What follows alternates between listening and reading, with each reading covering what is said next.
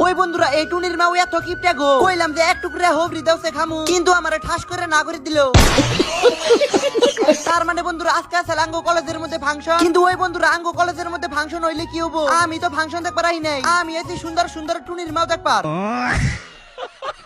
ওই বন্ধুরা আমি এত বড় আশা করে আছি টুনির মাওগুলা স্টেজে কোনজম ডান্স করবো হেনা দেহমু, কিন্তু ইয়াল্লা বন্ধুরা স্টেজের মধ্যে একটা পুলানেও ডান্স করে না, খালি নাঙ্গো সারে বইয়া পুলানের তামসা দেখতেছে।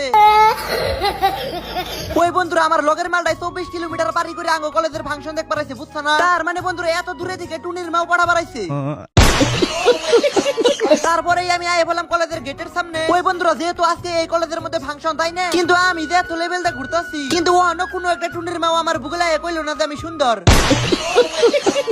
ওই বন্ধুরা এটা হচ্ছে জুবিনদার শ্রদ্ধাঞ্জলি, কমেন্ট বক্সে সবাই কিন্তু লিখে দেবা জাস্টিস ফর জুবিনদার। তারপরে বন্ধুরা আয় বললাম ঝালমুড়ির দোকানে। ওই বন্ধুরা এই জায়গার মধ্যে টুনির মাওগুলা ঝালমুড়ি কিনবো, টুনির মাওকে ঝালমুড়ি খাওয়ার মুখ হইলো কবে থেকে?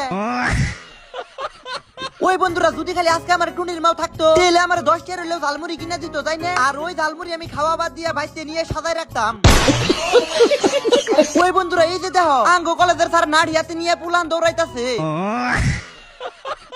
ওই বন্ধুরা আমার এই ভিডিও তোমরা কোন জায়গায় থেকে দেখতেছো কমেন্ট করে বলবা। বন্ধুরা আজকে সালাঙ্গো কলেজের মধ্যে ফাংশন, আমি তোকে ডান্স বা গান না শুনাইলেও কিন্তু মানুষগুলা দেখাইছি। ওই বন্ধুরা যদি এই ভিডিও ভালো লাগে একটা লাইক করবা, তার সাথে একটা ফলো করবা।